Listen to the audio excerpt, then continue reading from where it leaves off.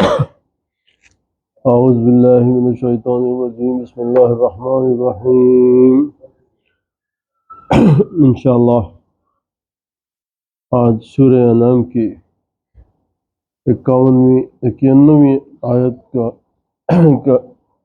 کی تلاوت اور اس کی ترجمہ و تفسیر بیان کریں گے۔ گزشتہ ہفتے 90 آیت تک مکمل ہو چکے تھے۔ بسم اللہ الرحمن الرحیم۔ وما قدر الله حق قدره إذ قالوا ما أنزل الله على بشر من شيء قل من أنزل الكتاب الذي جاء به موسى نورا وهدى للناس تجعلونها قراتيس تبدونها وتخفون كثيرا وعلمتم ما لم تعلموا أنتم ولا آباؤكم قل الله ثم ذرهم في خوضهم يلعبون۔ اور انہوں نے یعنی یہود نے اللہ کی قدر نہیں کی جو اس کی قدر کا حق تھا، یعنی جو اس کی عظمت کا حق تھا یا جو اس کی معرفت کا حق تھا۔ جب انہوں نے نبی کریم صلی اللہ علیہ وسلم سے قرآن کے بارے میں جھگڑا کرتے ہوئے کہا کہ اللہ نے کسی بشر پر کوئی چیز نہیں اتاری، آپ ان سے فرما دیں کہ وہ کتاب کس نے اتاری جو موسیٰ لے کر آئے، جو لوگوں کے لیے روشنی اور ہدایت تھی۔ یعنی مختلف اوراق میں لکھا ہے، تم اسے چند ورق بتاتے ہو جنہیں تم ظاہر کرنا پسند کرتے ہو، ان کو ظاہر کرتے ہو اور اس میں سے بہت سی باتیں چھپاتے ہو، جس طرح نبی کریم صلی اللہ علیہ وسلم کی نعت ہے۔ اور اے یہود، تمہیں قرآن میں وہ علم دیا گیا جو نہ تم نے تورات میں جانا اور نہ تمہارے باپ دادا نے جانا، جو تورات میں تم پر مشتبہ ہو گیا، جس میں تم نے اختلاف کیا۔ آپ فرما دیجئے اللہ نے، یعنی اگر وہ جواب نہ دیں تو تم خود کہہ دو کہ یہ اس نے نازل کیا، پھر انہیں چھوڑ دے اپنی فضول بحث میں، یعنی اپنی باطل میں وہ کھیلتے رہے۔ اب اس آیت کے شان نزول کے بارے میں فرمایا گیا کہ حضرت ابن عباس رضی اللہ تعالیٰ عنہ فرماتے ہیں کہ یہود نے کہا، اے محمد صلی اللہ علیہ وسلم، کیا اللہ نے آپ پر کوئی کتاب نازل کی ہے؟ آپ نے فرمایا ہاں۔ تو انہوں نے کہا کہ اللہ کی قسم، اللہ نے آسمان سے کوئی کتاب نہیں اتاری۔ اس پر اللہ تعالیٰ نے یہ آیت نازل فرمائی، قل من انزل الکتاب الذی جاء به موسیٰ نورا وہدی للناس۔ کہو کہ جو کتاب موسیٰ لے کر آئے تھے اسے کس نے نازل کیا تھا؟ جو لوگوں کے لیے نور اور ہدایت تھی۔ محمد بن کعب خردی کہتے ہیں کہ اللہ نے محمد صلی اللہ علیہ وسلم کو اہل کتاب سے اپنے بارے میں پوچھنے کا حکم دیا کہ وہ اپنی کتاب میں آپ کے متعلق کیا پاتے ہیں، تو انہوں نے محمد رسول اللہ صلی اللہ علیہ وسلم کے حسد کی وجہ سے ان کو سرکار کے حسد نے اس بات پر اکسایا کہ انہوں نے اللہ کی کتاب اور اس کے رسول کا انکار کر دیا اور کہا ما انزل اللہ علی بشر من شیء، تو اللہ نے یہ آیت نازل فرمائی۔ اب سعید بن جبیر رضی اللہ تعالیٰ عنہ کہتے ہیں کہ ایک یہودی نے جس کا نام مالک بن سیف تھا، نبی کریم صلی اللہ علیہ وسلم سے جھگڑا کیا، تو نبی کریم صلی اللہ علیہ وسلم نے اس سے فرمایا، کہ میں تجھے اس ذات کی قسم دیتا ہوں جس نے موسیٰ علیہ السلام پر توریت نازل کی، کیا تو توریت میں لکھا ہوا نہیں پاتا کہ اللہ سبحانہ و تعالیٰ موٹے یہودی عالم سے بغض رکھتے ہیں، موٹے یہودی عالم سے بغض رکھتا ہے، جبکہ وہ یہودی عالم موٹا تھا اور اس پر انتہائی غصے میں آ گیا اور کہنے لگا کہ اللہ کی قسم، اللہ نے بشر پر کوئی چیز نہیں اتاری۔ تو اس کے ساتھیوں نے اس سے کہا کہ تیرا ستیاناش ہو، کیا موسیٰ پر بھی نہیں اتاری؟ اس نے پھر یہی کہا کہ اللہ کی قسم، اللہ نے کسی بشر پر کوئی چیز نہیں اتاری۔ تو اس موقع پر اللہ تعالیٰ نے یہ آیت نازل کی۔ یہود کی ایک جماعت اپنے حبر الاحبار یعنی اسی مالک بن سیف کو لے کر سید عالم صلی اللہ علیہ وسلم سے مجادلہ کرنے آئی۔ سید عالم صلی اللہ علیہ وسلم نے اس سے فرمایا کہ میں تجھے اس پروردگار کی قسم دیتا ہوں جس نے حضرت موسیٰ علیہ السلام پر توریت نازل فرمائی، کیا توریت میں تو نے یہ نہیں دیکھا ہے کہ ان اللہ یغض الحبر السمین، یعنی اللہ کو موٹا عالم مقبوض ہے، یعنی اس کے اوپر اللہ کا غضب ہے۔ کہنے لگا ہاں، تو یہ توریت میں ہے۔ حضور نے فرمایا تو موٹا عالم تو ہی ہے۔ اس پر غضبناک ہو کر کہنے لگا کہ اللہ نے کسی آدمی پر کچھ نہیں اتارا۔ اس پر یہ آیت کریمہ نازل ہوئی اور اس میں فرمایا گیا کہ کس نے اتاری وہ کتاب جو موسیٰ لائے تھے، تو وہ لاجواب ہوا، اور یہود جو اس کو اپنا سردار سمجھتے تھے، جو اس کو اپنا لیڈر بنا کے لائے تھے، وہ لوگ بھی اس کی بات سے اتنا ناراض ہوئے کیونکہ انہیں اپنے غصے کی وجہ سے، صرف اپنی نفس کی وجہ سے ایسی بات کہہ دیا کہ یعنی موسیٰ علیہ السلام کے اوپر توریت نہیں اتری، وہ بھی بول دیا، انہیں بولا کہ ہاں ان پہ بھی کوئی کتاب نہیں اتری، تو اس کی وجہ سے وہ لوگ اس کو اس منصب سے معزول کر دیے، خود یہود جو ہے اس کو منصب سے ہٹا دیے۔ حضرت عبداللہ سے روایت کرتے ہیں کہ انہوں نے بیان کیا کہ یہود کا ایک عالم آپ کے پاس آیا اور کہا کہ جب قیامت کا دن ہوگا تو اللہ سبحانہ و تعالی آسمانوں کو ایک انگلی پر اور زمین کو ایک انگلی پر اور پانی اور کیچڑ کو ایک انگلی پر اور دیگر تمام مخلوقات کو ایک انگلی پر اٹھا لے گا، پھر ان کو ہلا کر فرمائے گا کہ میں بادشاہ ہوں، میں بادشاہ ہوں۔ میں نے احمد صلی اللہ علیہ وسلم کو دیکھا کہ اس بات کو پسند کرتے ہوئے اور اس کی تصدیق کرتے ہوئے ہنسے، یہاں تک کہ آپ کے دندان مبارک کھل گئے۔ پھر حضرت صلی اللہ علیہ وسلم نے یہ آیت تلاوت فرمائی، وَمَا قَدَرُ اللَّهَ حَقَّ قَدْرِهِ، کہ تم اللہ کی ویسی قدر نہیں کر سکتے جیسے وہ قدر کیا جانا چاہیے۔ وَهَذَا كِتَابٌ عِندَ اللَّهِ مُبَارَكٌ مُصَدِّقُ الَّذِي بَيْنَ يَدَيْهِ وَلِتُنذِرَ أُمَّ الْقُرَىٰ وَمَنْ حَوْلَهَا وَالَّذِينَ يُؤْمِنُونَ بِالْآخِرَةِ يُؤْمِنُونَ بِهِ وَهُمْ عَلَىٰ صَلَاتِهِمْ يُحَافِظُونَ۔ اور یہ ایک کتاب ہے، ہم نے اسے نازل کیا، بڑی برکت والی ہے، اس کی تصدیق کرنے والی جو اس سے پہلے ہے، اور تاکہ تم بستیوں کے مرکز اور اس کے ارد گرد لوگوں کو ڈراؤ، اور جو لوگ آخرت پر ایمان رکھتے ہیں وہ اس پر ایمان لاتے ہیں اور وہ اپنی نماز کی حفاظت کرتے ہیں۔ تو قرآن مجید کی برکت کے بارے میں جو یہ بات نازل ہوئی اس کی تفسیر میں بیان گیا۔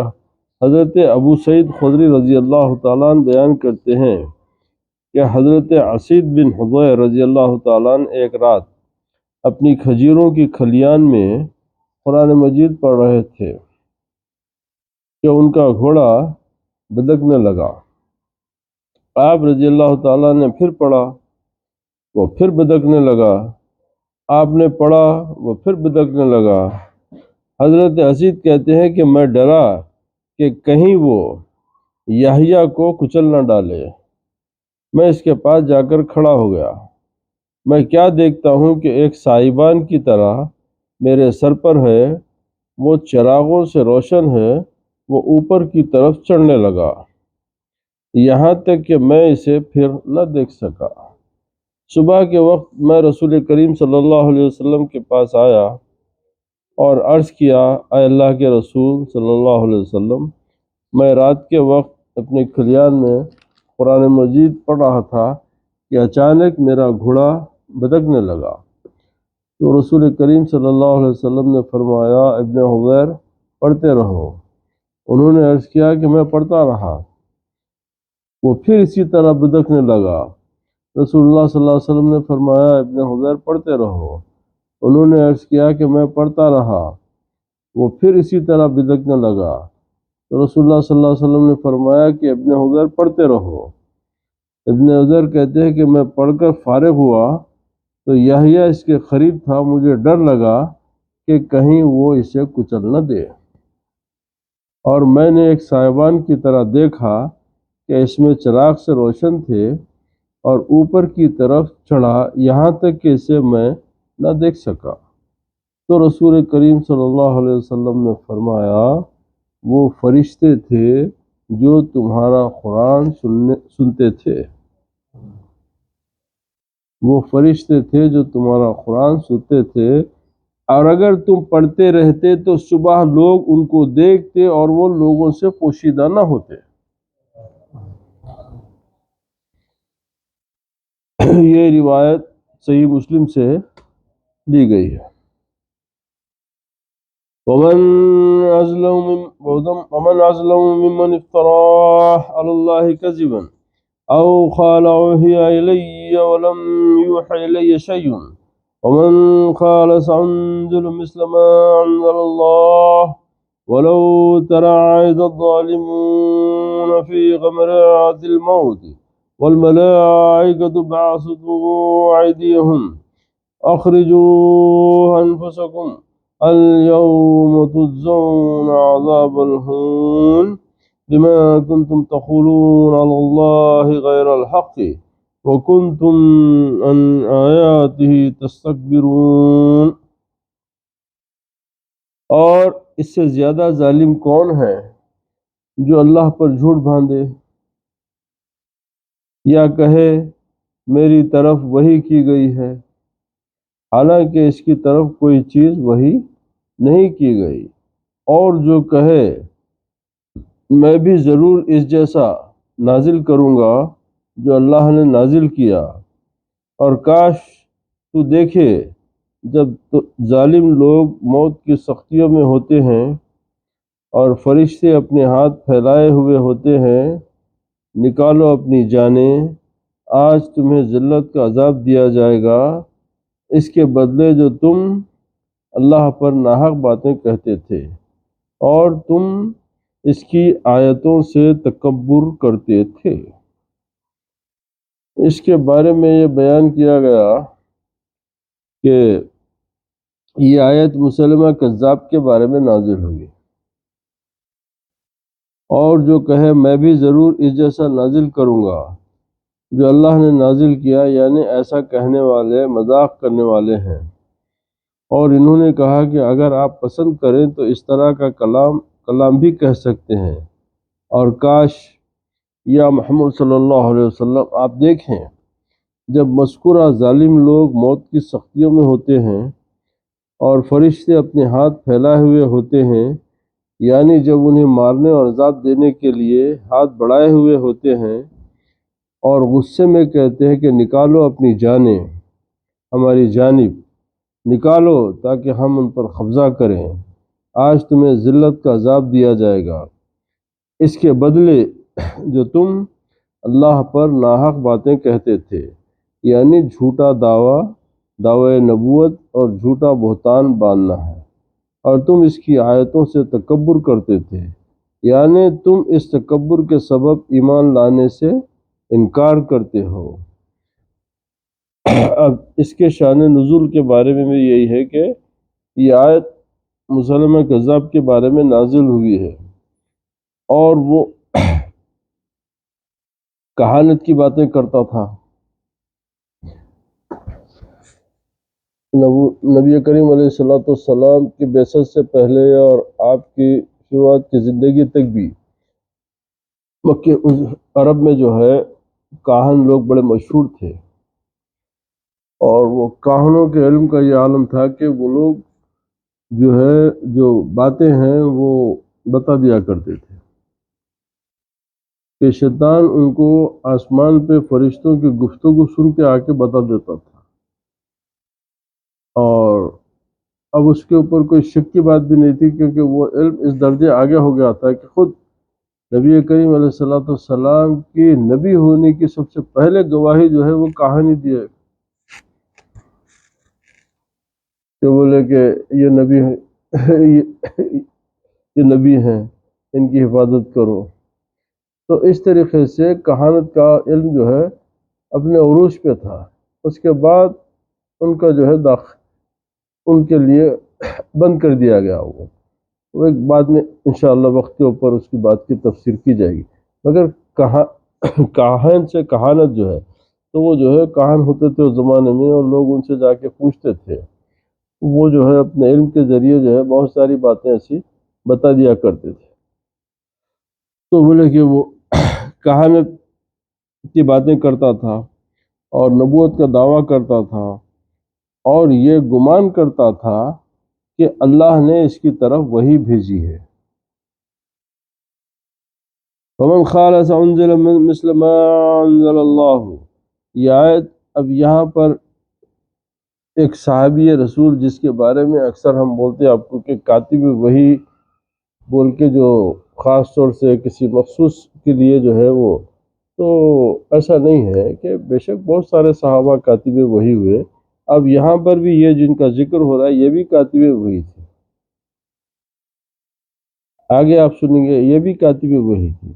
یہ آیت عبداللہ بن سعد بن ابی سرح، نام یاد رکھیے آپ، عبداللہ بن سعد بن ابی سرح کے بارے میں نازل ہوئی ہے۔ پہلے پہل وہ اسلام لائے تھے، چنانچہ رسول اللہ نے ایک دن انہیں کچھ لکھوانے کے لیے بلایا۔ جب یہ آیت مومنین کے بارے میں نازل ہوئی، وَلَقَدْ خَلَقْنَا الْإِنسَانَ مِنْ سَلَالَةٍ، سورہ مومنون کی، اور ہم نے انسان کو مٹی کے خلاصے سے پیدا کیا، تو آپ نے اس کی املا کروائی، یعنی لکھوایا کہ اس کو اس طریقے سے لکھو، اس کے جیسے تجوید وغیرہ کا جو ہے زبر زیر وغیرہ تمام صحیح کروا کے بولے کہ یہ اس طریقے سے لکھو، یعنی آپ صلی اللہ علیہ وسلم نے اس کی املا کروائی۔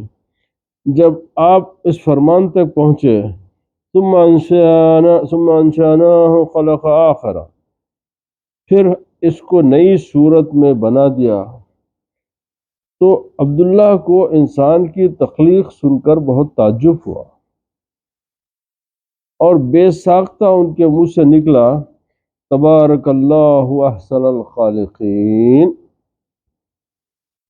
تو خدا جو سب سے بہتر بنانے والا بڑا بابرکت ہے۔ تو رسول اللہ صلی اللہ علیہ وسلم نے فرمایا بالکل اسی طرح مجھ پر نازل ہوا ہے، یعنی یہ آیت کیا پڑھے انہوں، تبارک اللہ احسن الخالقین، تو سرکار بولے کہ مجھ پر اسی طرح نازل ہوئی۔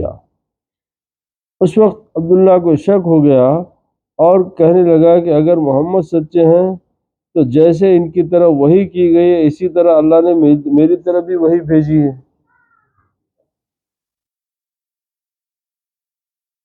اور اگر وہ جھوٹے ہیں تو جیسے انہوں نے کلام کیا ویسا ہی میں نے بھی کیا ہے، اور قرآن میں اس کا یہی قول مذکور اسی طرح ہے۔ وَمَنْ قَالَ مَا أَنزَلَ مِثْلَ مَا أَنزَلَ اللَّهُ، اور یہ جو کہے کہ جس طرح کی کتاب خدا نے نازل کی ہے اس طرح کی میں بھی بنا لیتا ہوں، اور یہ کہہ کر دین اسلام سے مرتد ہو گیا۔ کون تھے یہ؟ کاتب وحی۔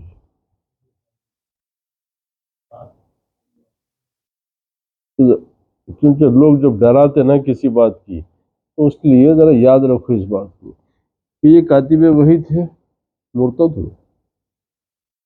اور تفصیل یہ ہے کہ سرکار نے ان کا دم مباح کر دیا تھا، مطلب جس کسی کو نظر آئے وہ اس کو قتل کر دے، کیونکہ اگر بغیر حکم کے قتل کرتے تو خون بہا دینا پڑتا، جان کا بدلہ جان ہے۔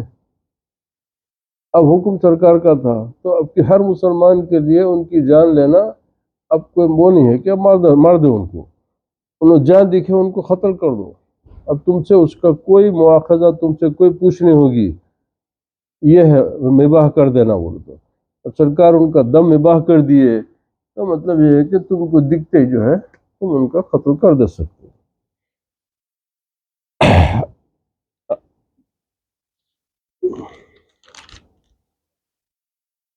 اب یہ عبداللہ بن ابی سرح کا جب وحی کے حق میں نازل کیا، کاتب وحی کے حق میں نازل ہوئی، یہ عبداللہ بن ابی سرح کاتب وحی کے حق میں نازل ہوئی جب آیا تو یہ پہلی کی نازل تو بولے کہ اس نے اس کو لکھا اور آخر تک پہنچتے پہنچتے پیدائش انسان کی تفصیل پر مطلع ہو کر متعجب ہوا، اور اس حالت میں آیت کا آخر وَتَبَارَكَ اللَّهُ أَحْسَنُ الْخَالِقِينَ بے اختیار اس کی زبان پر جاری ہو گیا۔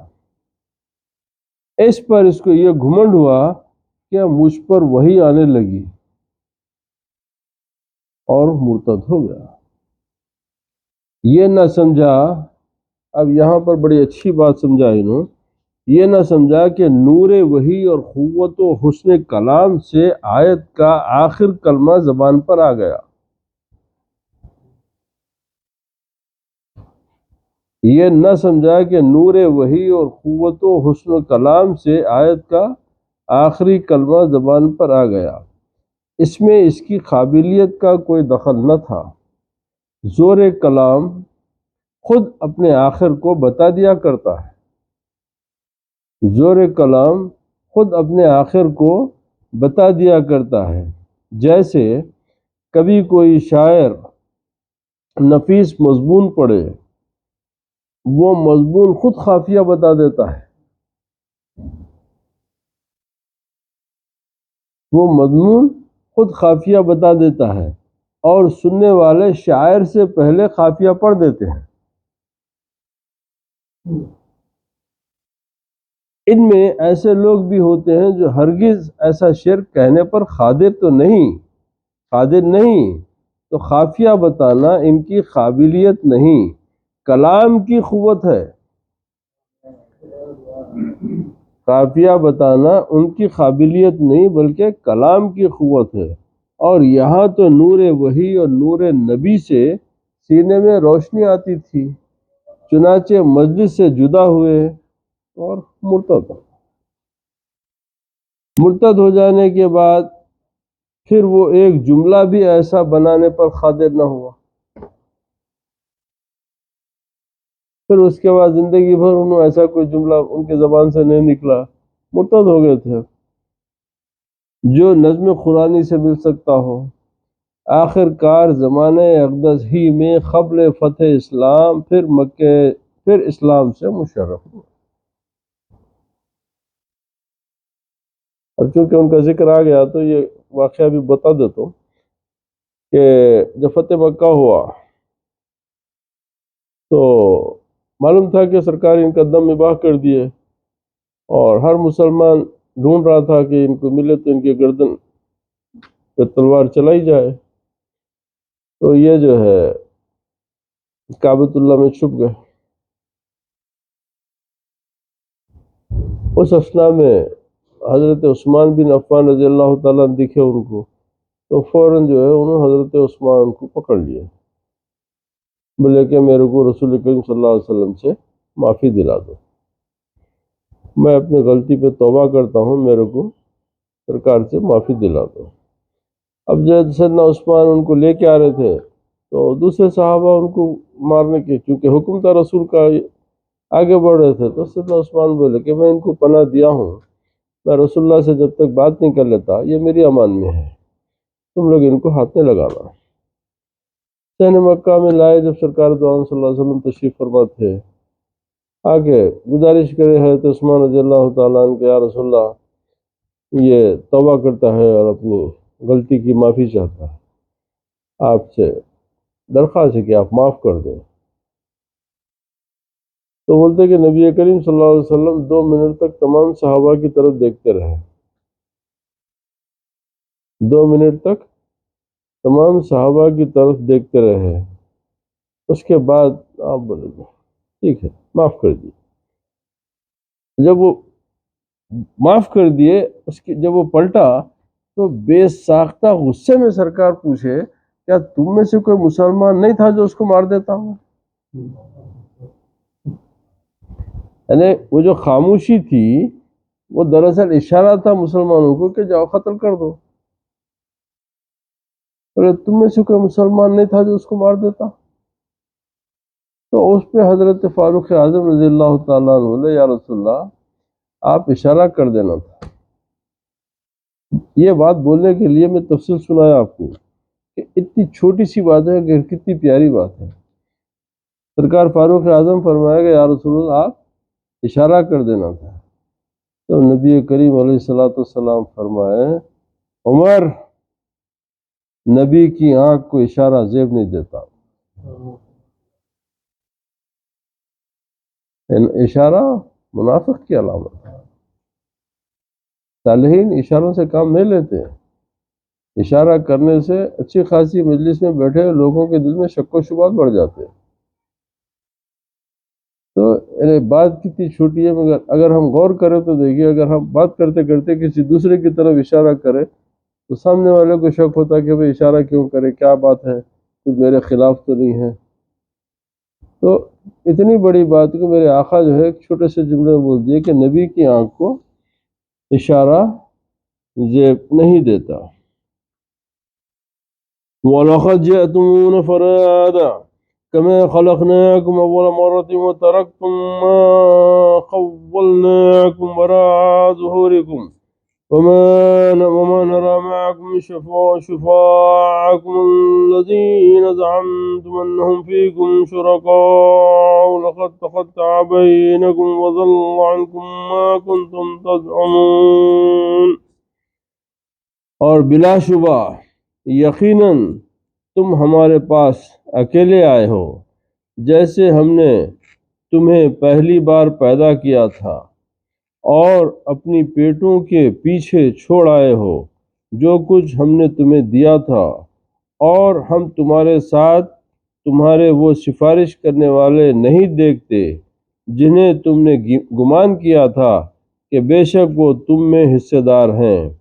بلا شبہ یقیناً تمہارا آپس کا رشتہ کٹ گیا اور تم سے گم ہو گیا جو کچھ تم گمان کیا کرتے تھے۔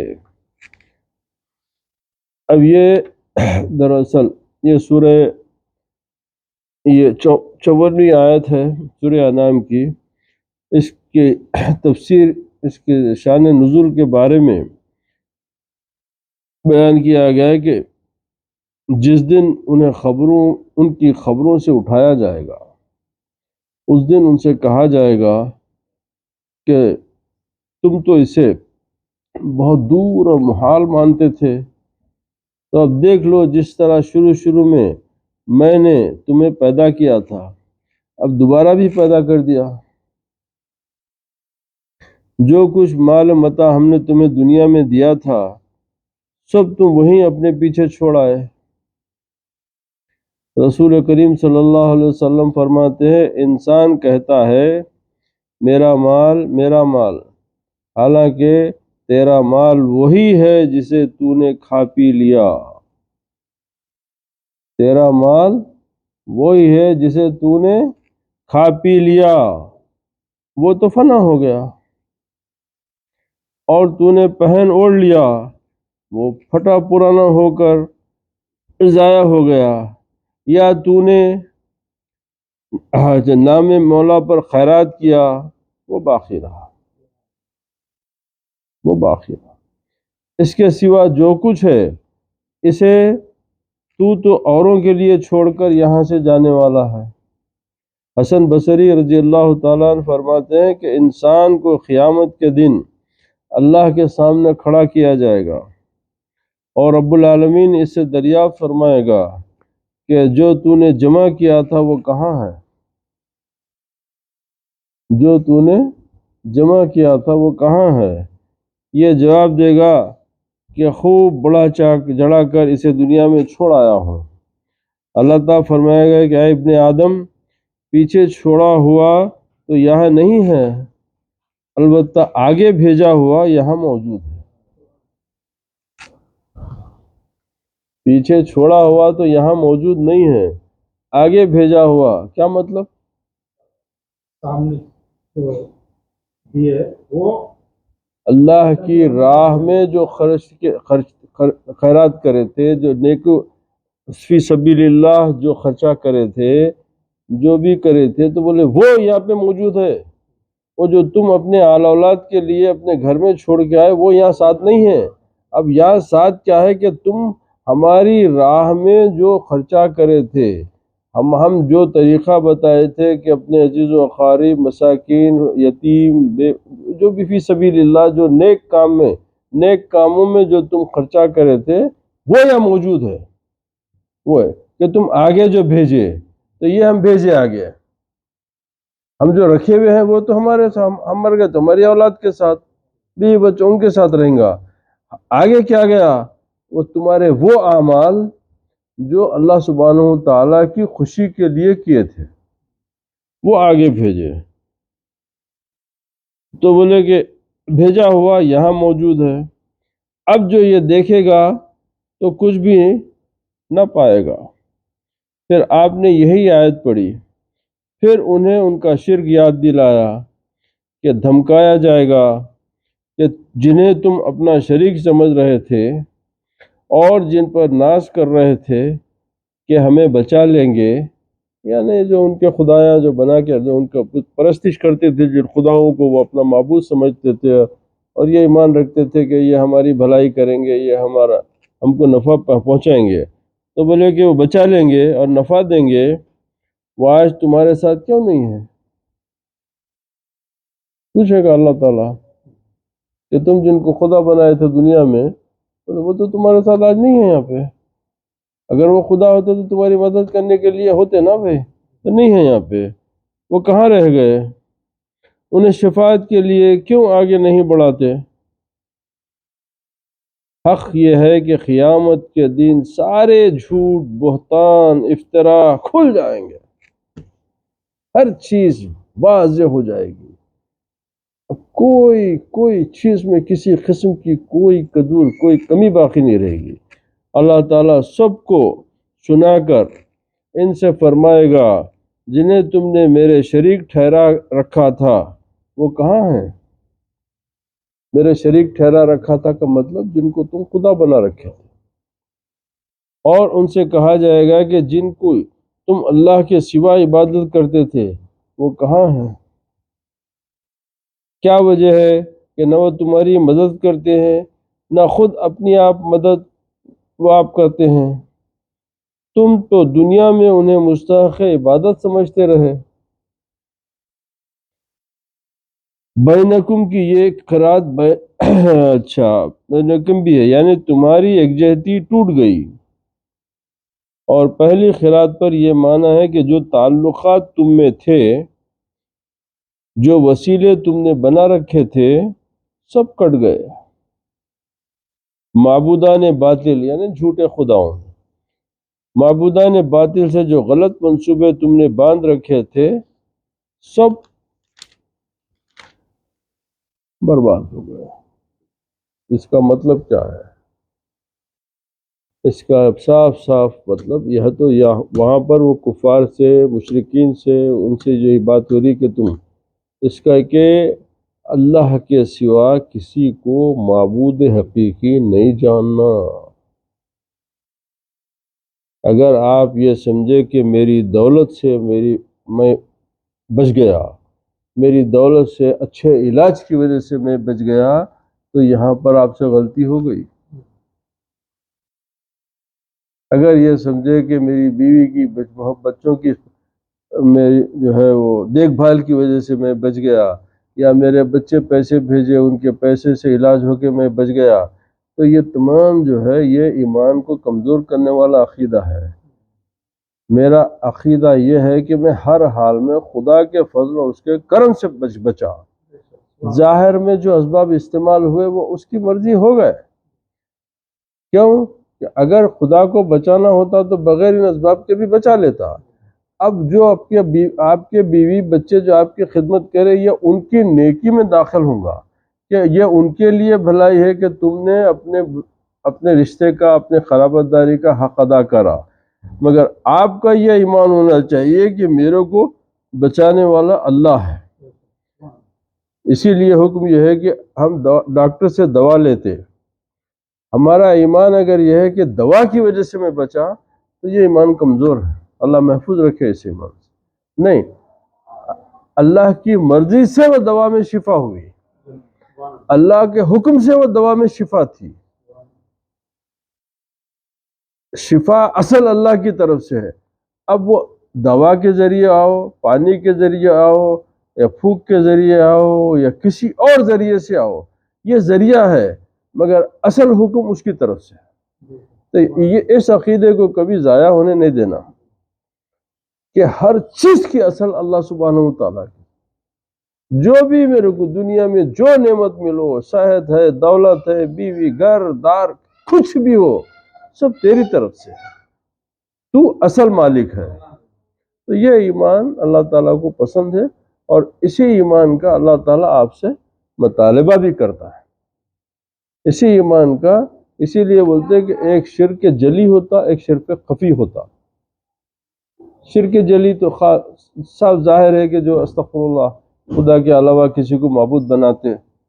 اب یہ جو تمام باتیں میں بتایا، یہ شرک خفی ہے کہ ہمارا اعتقاد تو ویسا نہیں ہے، مگر ہمارے عمل سے ہم یہ ظاہر کر دیتے کہ شاید اس کی وجہ سے ایسا ہو گیا، ان کی مہربانی کی وجہ سے میں دولت مند ہو گیا، ان کی وجہ سے میں بچ گیا۔ تو یہ تمام باتیں شرک خفی ہے، تو اس سے بھی اجتناب کرنا چاہیے۔ اس سے بھی اجتناب، آپ شکر ادا کرو، دوا کا، ڈاکٹر کا شکریہ ادا کرو، دینے والے کا شکریہ ادا کرو، اس میں کوئی ہے، مگر خالق اصل ہے۔ اصل حکم جو آیا وہ میرے مولا کی طرف سے ہے، تو اس میں آپ کا ایمان سلامت رہتا۔ اب ان اللہ فالق الحب والنوى یخرج الحی من المیت ومخرج المیت من الحی ذالکم اللہ وَأَنَّا تُؤْفَكُونَ۔ اللہ اکبر۔ بے شک اللہ دانے اور گٹلیوں کو پھاڑنے والا ہے۔ بے شک اللہ دانے اور گٹلیوں کو پھاڑنے والا ہے۔ کیا مطلب؟ جب زمین میں دانہ ڈالتے تو وہ دانہ پھٹ کے جو ہے جھاڑ ہوتا۔ گٹلی ہے، گٹلی جب اندر زمین کے اندر جاتی، اس کے بعد سے اس کو جو جھاڑ ہوتا، تو وہ بتا رہا ہے کہ پھاڑنے والا ہے۔ وہ زندہ کو مردہ سے نکالتا ہے، وہ زندہ کو مردہ سے نکالتا ہے، اور مردہ کو زندے سے نکالنے والا ہے، یہی اللہ ہے۔ پھر تم کہاں بہکائے جاتے ہو؟ ٹھیک ہے، اللہ کی تخلیق کا مقابلہ کرنے والا کون ہے؟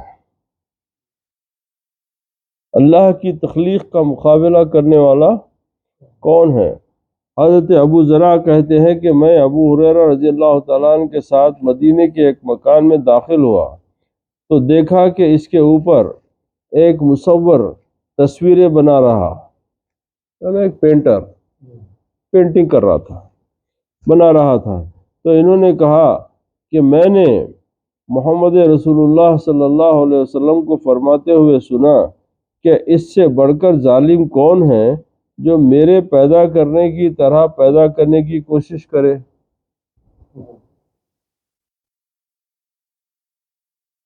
اب اب چونکہ مضمون آ گیا تو میں، کیونکہ ہمارے پاس بہت سارے، اب آج کل دنیا بڑی ترقی کری، مگر پہلے زمانے میں ابھی بھی بہت سارے جو علماء، بعض علماء کی فکر ایسی ہے کہ یہ جو ہے فوٹو جو ہے یہ حرام ہے، فوٹو حرام ہے، ایسی انہی باتوں کی وجہ سے، تو اس کے اوپر جو ہے بڑا مسئلہ ہو جاتا، اس لیے کہ اب آپ کو ہر قدم پہ فوٹو چاہیے، پاسپورٹ پہ فوٹو، آئی ڈی پہ فوٹو، ادھر فوٹو ادھر فوٹو، اس کے بغیر آپ نہ ٹریول کر سکتے، نہ آپ کی کوئی ہے، تب کیسا کریں گے؟ تو اس پہ تحقیق کرنے کے بعد جب علماء اس نتیجے پر پہنچے کہ ہاتھ سے جو تصویر بناتی وہ حرام ہے،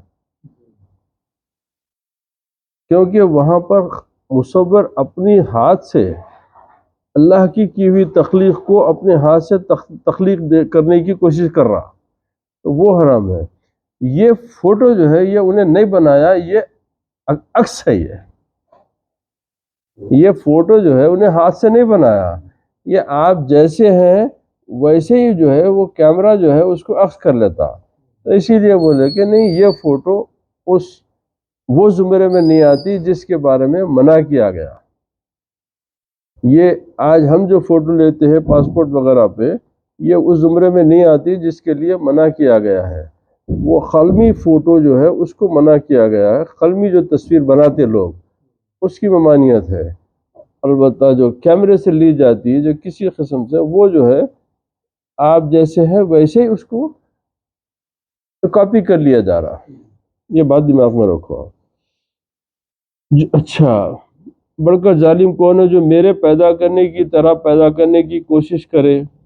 اگر ایسا ہے تو ایک دانہ پیدا کر کے دکھائے،